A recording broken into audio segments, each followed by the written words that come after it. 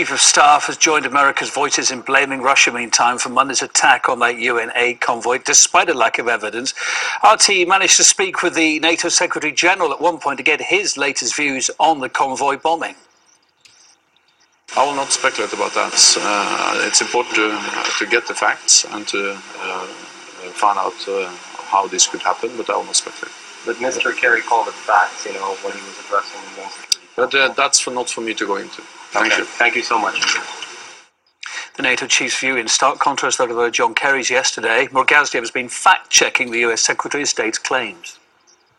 John Kerry has a reputation as one of the more reasonable voices in American politics. He's careful, thorough, not a rash person. This time around, though, he was a little more relaxed with the facts. And just think about what happened in the last couple of days. First, President Putin's press secretary, Dmitry Peskov, claims that the attack on the humanitarian convoy was somehow a necessary response to an alleged offensive by al-Nusra elsewhere in the country. That's the first claim.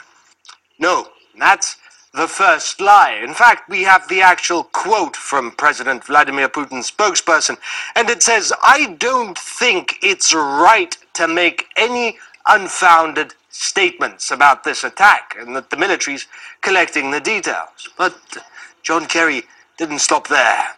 Then we heard a completely different story. The Defense Ministry said that the aid convoy had been accompanied by militants in a pickup truck with a mortar. We've seen no evidence of that.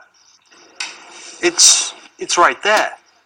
It's been there for 24 hours ever since the Russian Ministry of Defense released the video. That is a militant truck carrying a howitzer. We don't know who the truck belongs to, whether it's al-Nusra or Washington's preferred rebels. They're very friendly in Aleppo. Nevertheless, Mr. Kerry was on a roll. Then the Defense Ministry switched completely. And it denied Russia's involvement. It said, according to spokesman Igor Konashenkov, I quote, "Neither Russian nor Syria conducted airstrikes on the UN humanitarian convoy in the southwestern outskirts of Aleppo." That's a quote. That's what you call a straw man argument. No, they didn't switch because they never said that it was Russian jets who carried out this attack. In fact, the Russians said their jets had nothing to do with this attack from the onset. They later added that neither did Syrian jets. More than that, the Russian Defense Ministry released information that at the time of the attack, in the skies over Aleppo at a 3-kilometer altitude, was an American Predator drone. Washington denies that that drone was ever over Aleppo. Meantime, Syria's president also dismisses the accusations that his army attacked that aid convoy.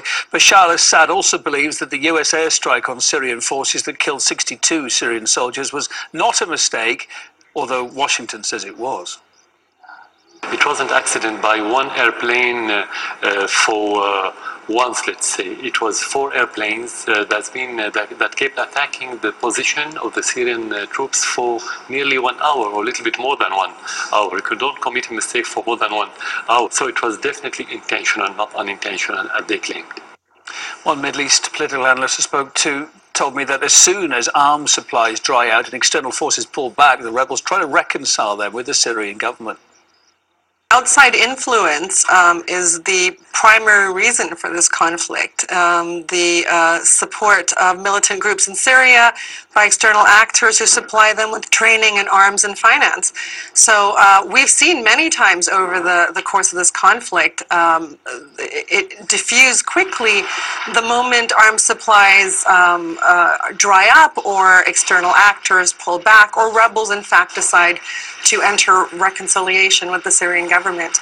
We need to look at the determination of players to abide by a ceasefire. I mean, this is where things are not clear. So, the United States has taken it upon itself to engage the militants that it deals with and order them to separate from terrorist organizations.